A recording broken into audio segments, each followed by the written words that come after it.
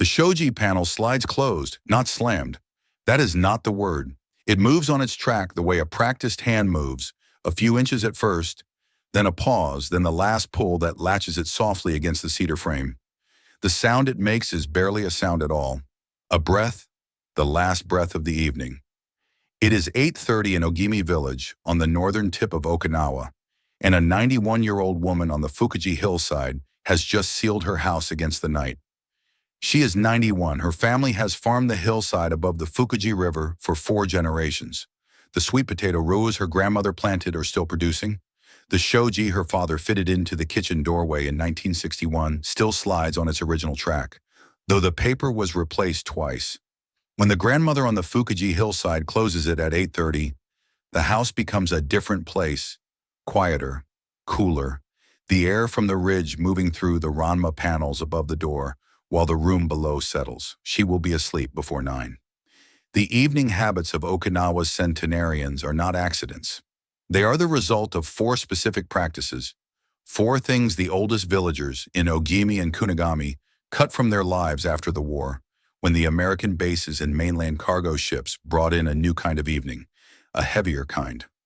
4 habits that most of the Western world still hands back to itself every single night without thinking about it.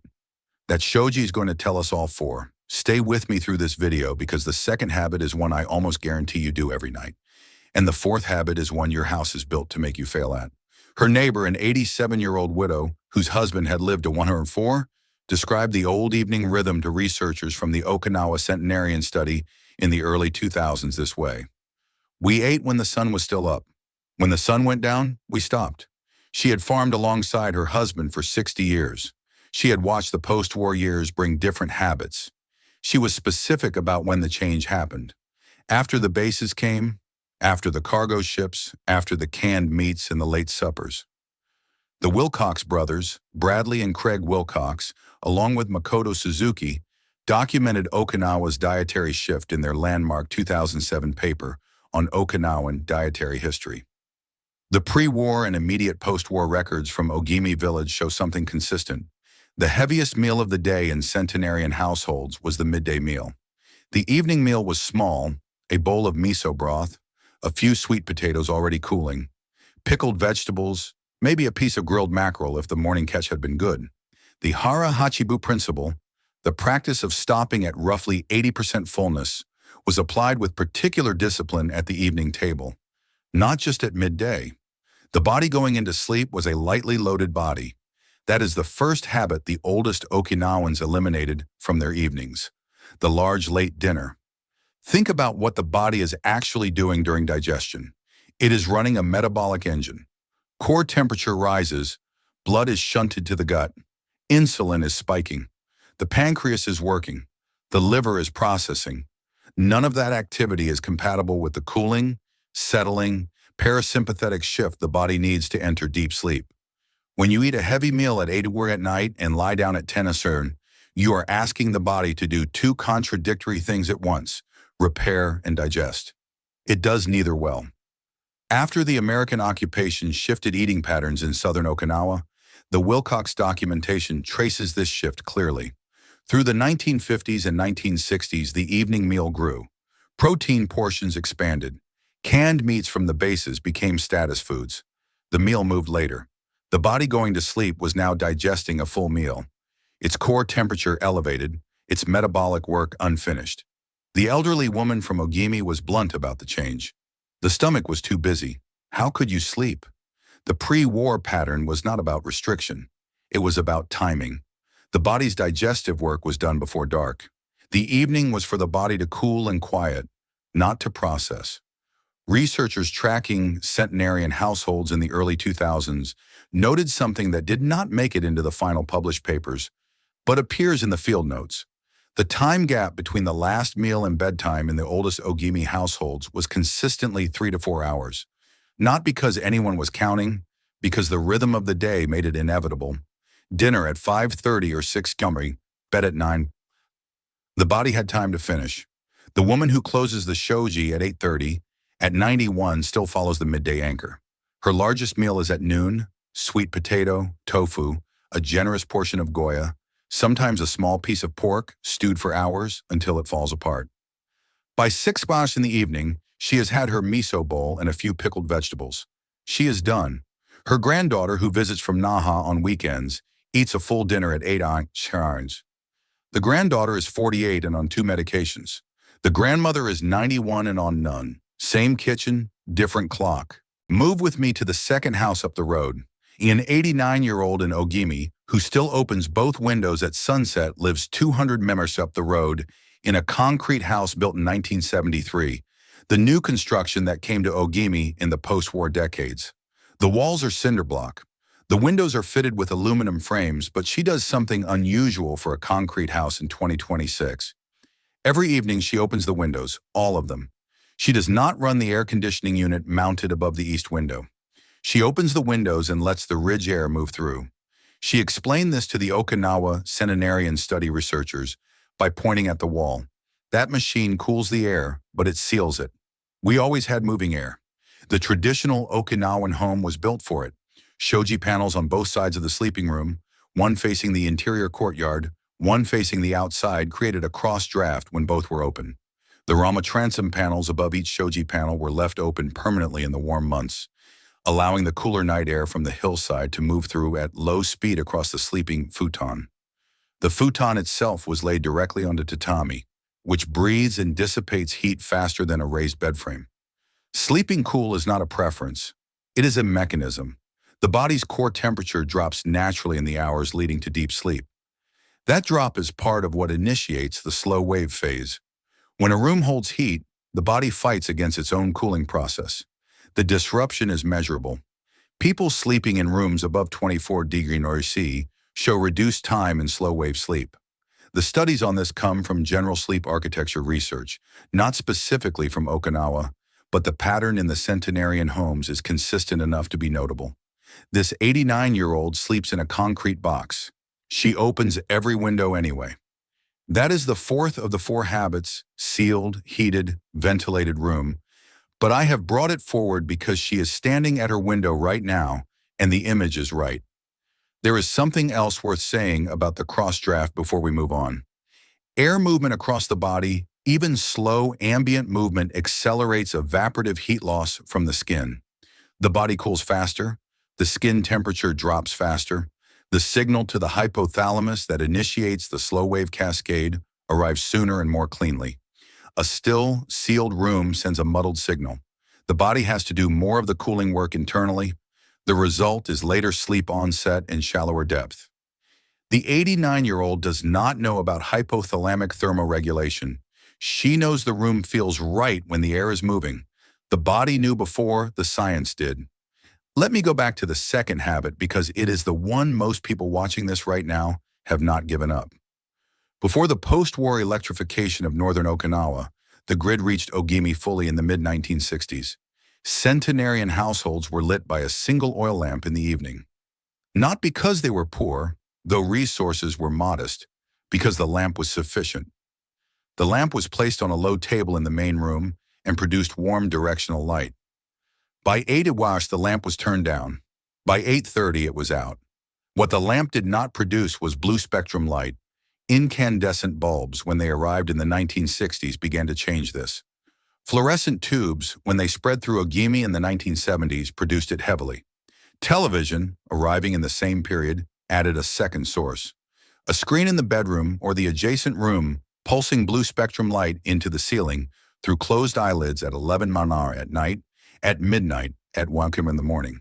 The relationship between evening light and disrupted sleep is documented. Charles Chisler and Stephen Lockley at Harvard's Brigham and Women's Hospital have published extensively on how blue spectrum light suppresses melatonin and delays the circadian onset sleep. The precise suppression window, the exact lux levels, the dose response, those details vary between studies, and I am not going to give you a single number and pretend there is consensus because there is not. What the research agrees on is this: evening light exposure, particularly in the blue spectrum range, and particularly in the 2 hours before intended sleep delays, melatonin onset. A delayed melatonin onset pushes back the circadian signal that the body uses to initiate slow-wave sleep. Melatonin is not a sleep drug. It is a darkness signal. The pineal gland releases it in response to the absence of light reaching specialized receptors in the retina, receptors that are particularly sensitive to wavelengths in the blue range around 460 to 480 nanometers. The exact range where modern overhead LEDs, fluorescent tubes, and screen backlights happen to peak. When those wavelengths hit the retina at 9 p.m. at night, the pineal gland reads the signal as daylight. It does not release melatonin on schedule. The downstream cascade, the body temperature drop, the heart rate drop, the slow wave architecture arrives late or not at all. The 91-year-old on the Fukuji hillside does not own a smartphone. She owns a television, but it sits in the front room, not the bedroom. She watches it occasionally in the early evening, then turns it off. By 8 Wasaga, she is not in front of any screen. By 8:30, the shoji is closed, and the only light in the inner room is what remains of the dusk filtering through the Rama transom. The habit the Okinawan Centenarians eliminated was not television per se. Television barely existed in Okinawa during the years when these women were forming their routines. The habit they never acquired was the bright, blue-lit, screen-anchored late evening that the post-1965 household assumed as a default. The contrast group is not abstract. Walk through Naha in southern Okinawa, where the American-based culture landed first and hardest, and the evening looks like any other post-war city. Bright overhead lights at full brightness until midnight. The phone in bed. What changed in Naha was not discipline. What changed was architecture. When the single oil lamp is replaced by overhead fluorescence controlled by a wall switch, the default is light. You have to decide to turn it off. The old lamp was the opposite. It required effort to keep burning. Every centenarian home in Ogimi that researchers described from that era used low, warm, directional light by default. The architecture made the healthy behavior the easier one. The phone-in-bed habit is the 2020s version of the same problem. The screen produces light, yes, but the deeper issue is what the screen does to the state of mind. The lamp in the old Ogimi kitchen produced no notifications. It carried no social comparison, no news cycle, no algorithm keeping the reticular activating system in low-grade alert. The body can be in a darkened room and still be running the neural equivalent of a midday stress response if the last thing it processed before sleep was a news headline. This is partly speculation on my part. The neuroscience of phone use in sleep is more complicated than any single mechanism explains, but the behavioral pattern in the centenarian interviews is consistent. The last hour before sleep in the oldest Ogimi households was characterized by near silence and near darkness, not by stimulation. The daughter of the 87-year-old widow from Ogimi lives in Naha. She goes to sleep at 12:30. She is 63 and already has the chronic fatigue that her mother at 87 does not. The interview transcripts from the Okinawan Centenarian study record her describing her own sleep this way: "I sleep, but I don't rest. My mother sleeps, and she rests. The distinction is not poetic, it is physiological. Fragmented melatonin, delayed sleep, produces enough unconscious time to feel like sleep, but not enough deep architecture to feel like rest. Two people in the same family, two entirely different relationships to the night." Set that aside for a moment. Here is the third habit. A farmer above the Aha River is the oldest resident on that hillside in Kunigami, 40 kilometers north of Nago. The Aha River runs fast in the rainy season and nearly stops in August. Her house has the same ranma panels, the same tatami mat in the sleeping room, the same wooden shelf with a single cup above the kitchen sink. Researchers from the broader Okinawa Blue Zones documentation have interviewed her family twice. Her evening habit, the third of the four, is something her daughter described in passing, almost as an aside during the second interview. She never drank at night. The awamori was for the afternoon. Awamori is Okinawa's traditional distilled spirit made from long-grain indica rice. It has been part of Okinawan culture for centuries. The pre-war centenarian pattern, documented in the Wilcox ethnographic notes, placed awamori consumption in the early to mid-afternoon with lunch or at most in the early evening, well before sunset, not as a nightly ritual and never immediately before sleep. The post-war change came partly from the American-based culture, which brought beer and late-night drinking, and partly from the influence of Japanese mainland norms. where sake or shochu with the evening meal is customary. The late-night drink, a glass of something before bed to help you sleep, became embedded in the post-war Okinawan household in a way it had not been before. Here is what happens in the body when alcohol is consumed in the last 2 hours before sleep. The initial sedative effect is real. Alcohol increases adenosine, suppresses neural activity, and can shorten the time it takes to fall asleep. That is the feeling people interpret as, "It helps me sleep." It does not. It helps you lose consciousness.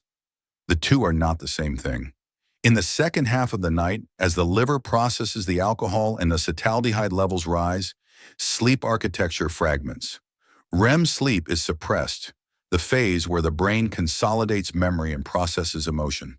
Slow-wave sleep, the phase in which the brain's glymphatic function is most active, in which growth hormone is released, in which the day's cellular repair happens, is disrupted.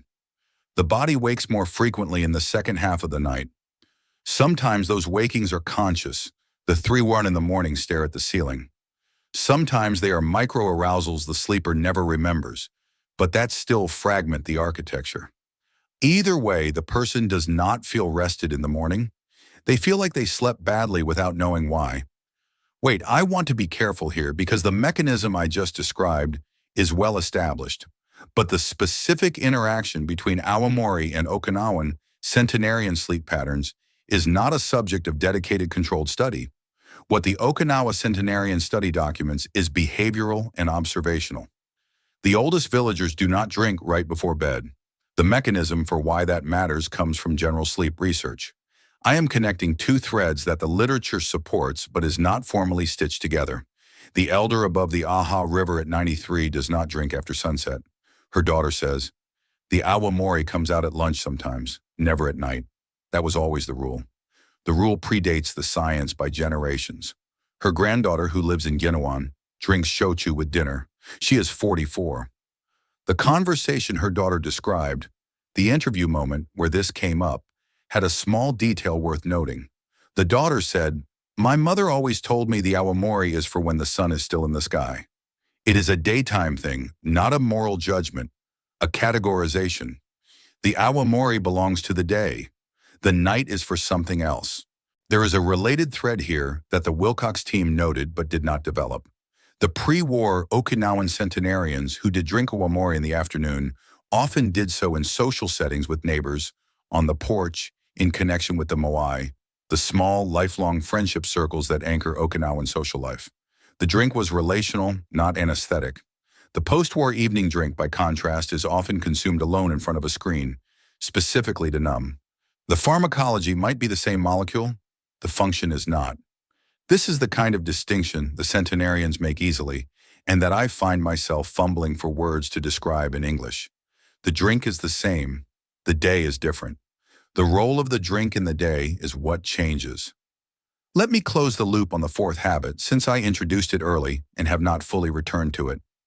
The sealed heated room is the habit most invisible to the person practicing it because it is built into the house.